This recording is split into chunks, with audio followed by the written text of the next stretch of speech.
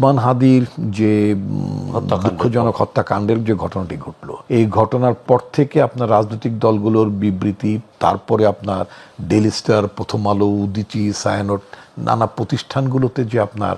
আপনার হামলার ঘটনাটা যেটা মানে আমরা প্রত্যক্ষ করলাম, সেখানে প্রশ্ন উঠেছে আপনার ল অ্যান্ড অর্ডার সিচুয়েশনের ইয়েটা, এফিকেসিটা, তারপর বাহিনীগুলোর আপনার সক্ষমতা, তাদের পারঙ্গমতা, অথবা তারা কতটা প্রোঅ্যাক্টিভ ছিল অথবা ছিল না, নানা ধরনের কথা উঠেছে। আপনার এনসিপির তরফ থেকে তো বলা হয়েছে যে সরকারের একটি অংশ, খুব ক্যাটেগরিক্যালি বলেছে সরকারের একটি অংশের নিষ্ক্রিয়তা অথবা তাদের সহযোগিতা, দুটোই কথা, একটা হচ্ছে নিষ্ক্রিয়তার কথা বলেছে, আরেকটা সহযোগিতার কথা বলেছে। দুটো কিন্তু মারাত্মক অভিযোগ, এবং কম বেশি এই ধরনের অভিযোগ অন্যান্য রাজনৈতিক দলগুলো তুলেছে। এখন নির্বাচন যাদেরকে দিয়ে, নির্বাচন তো আসলে কাঠামোগতভাবে নির্বাচন কমিশন করে, কিন্তু সেটাকে সহযোগিতা কে করে? সব প্রশাসন, সব স্টেটদের প্রশাসন, সোজা কথা প্রশাসন, সরকার। নির্বাচন কমিশনের অধীনেই থাকে, মানে নির্বাচন তফসিল ঘোষণার পর থেকে এন্টায়ার অ্যাডমিনিস্ট্রেশনটা নির্বাচন কমিশনের অধীনেই চলে যায়। কিন্তু রাজনৈতিক দলগুলোর কাছ থেকে অথবা অংশীজনদের কাছ থেকে কারুর যদি অভিযোগ এভাবে থাকে যে মানে সরকারের একটি অংশ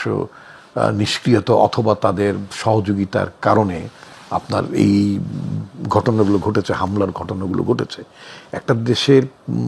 আপনার ভিন্ন মত থাকতেই পারে, তাদের ভিউজের সাথে তাদের রিপোর্টিং স্টাইল, অথবা যদি আপনার পছন্দ না হতে পারে, সো হোয়াট, তার জন্য কি সেখানে আপনি ভাঙচুর করবেন নাকি? আপনার যদি নিজস্ব কোনো মত থাকে, create another news paper, create another. আমি আপনাকে একটু তথ্য ইনপুট দিই, সেটি হচ্ছে স্বরাষ্ট্র উপদেষ্টাকে সরিয়ে দেওয়া হচ্ছে, এরকম একটি গুঞ্জন কিন্তু সেটা নিয়ে আমি কথা বলতে চাই। তো ফলে এইসব বিষয় যখন অভিযোগগুলো যখন সরকারের নিষ্ক্রিয়তা অথবা একটি অংশের সহযোগিতার কথা যদি থাকে, তাহলে প্রথম কথা হচ্ছে আমার প্রথম কথা হচ্ছে, বা মানে আমি ইন্ডিভিজুয়াল অ্যাজ এ সিটিজেন আমি কি দাবি তুলতে চাই, যাদের বিরুদ্ধে, যারা সরকারের এই নিষ্ক্রিয়তা এবং সরকারের একটি অংশের সহযোগিতার কথা অভিযোগ করেছেন, আমি তো মনে করি সরকার উচিত হবে তাদের কথা শোনা, এবং শুনে নির্বাচন অনুষ্ঠানের আগে,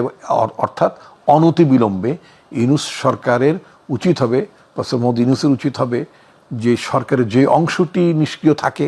অথবা যে অংশটি সহযোগিতা করছে বলে অভিযোগ আছে, এই দুটো শ্রেণীকে আপনার নির্বাচন আগে